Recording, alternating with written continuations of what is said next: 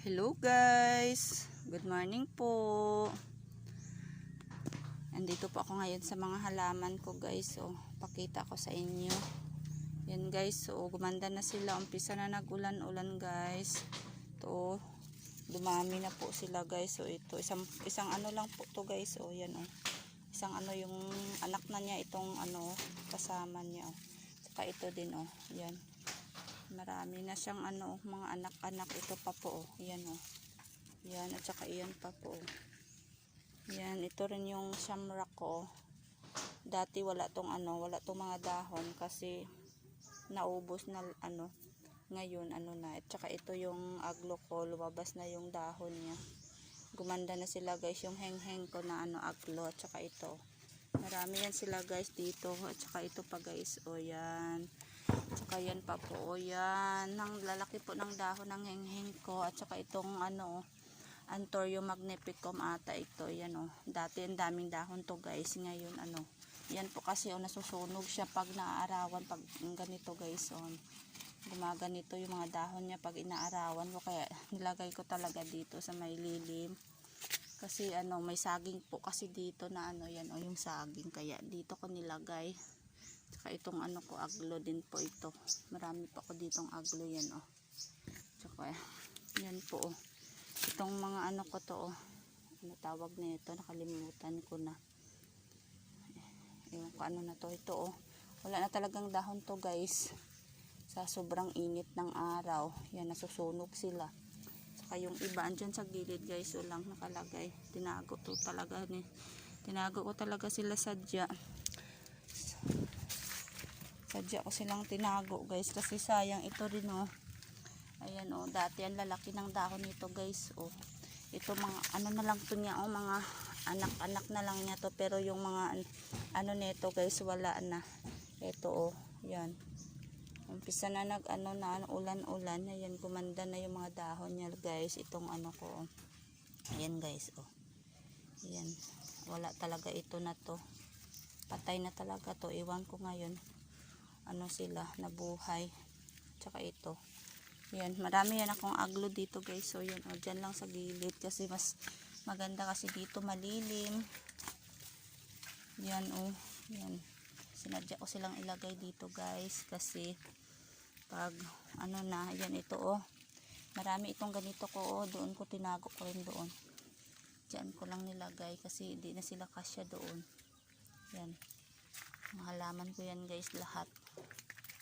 Yan yung ginagawa ko dito pag wala kong ano. Dito ako nakaano sa mga halaman ko. Ayan, ito yung ano ko oh. Ito yung kalateya ko na dati wala talagang dahon. Ito ngayon ano na. Marami na siyang dahon at saka nag-ano na oh. Lumaki na yung mga dahon niya. Dalawang ano to guys. Pots. Ito yung isa oh. Ayan, dito ko nilagay. Maganda na ngayon guys kasi umuulan-ulan na minsan. Hindi katulad noon na ano talaga kahit sa gabi. Hindi talaga nag-ulan.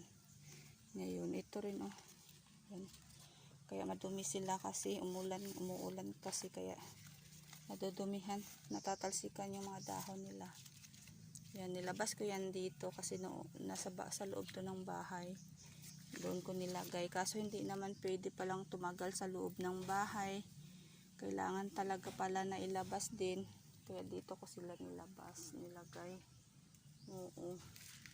Saka doon sa harapan ko kasi mga ano, doon nilagay ko yung mga crotons ko kasi maano doon mainit. Ay gustong gusto ng ano yung sikat ng araw ng croton. Ayan, ang lalaki ng dahon ng hengheng ko guys. O, ayan.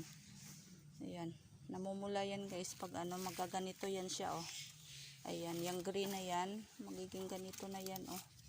Ayan oh, puro ano na sila oh. Ayan na guys oh, iba ng kulay niya oh. Ayan. Ayan. Binili ko rin yan guys noon nang uso pa yung halaman. Tsaka ito yung ano ko, Dunya Carmen ko. Marami akong Dunya Carmen doon, tinanim ko na lang sa lupa yung iba. Pero ito ano ko sila, lagay ko sa pots yan para pag gusto ko ilagay doon sa loob ng bahay pwede kong i-ano doon yung iba sa ano na lang sa lupa kasi ano ang hirap magdilig guys lalo na pag madami kang tanim. Meron pa kasi akong gulayan, kaya araw-araw ko magdilim, nakakapagod din. Kaya yung iba nilagay ko sa lupa, yung iba naman dito sa ito, gandang-ganda ko dati nito. Ngayon na ang pangit na ng dahon. Ayan, laki talaga ng dahon yan. Dublihin pa itong dahon na to guys, noon. Kaya ngayon lumiit na sila kasi hindi siya na kasi nainitan na kasi sila. Yan guys. Kaya ito talaga yung binili ko rin ito guys, ditong halaman na to. Yan, isang dahon nito binili ko ng 150 pesos. Ito ay ngayon marami na. Yan. Nagustuhan ko to kasi nag-iiba yung kulay niya.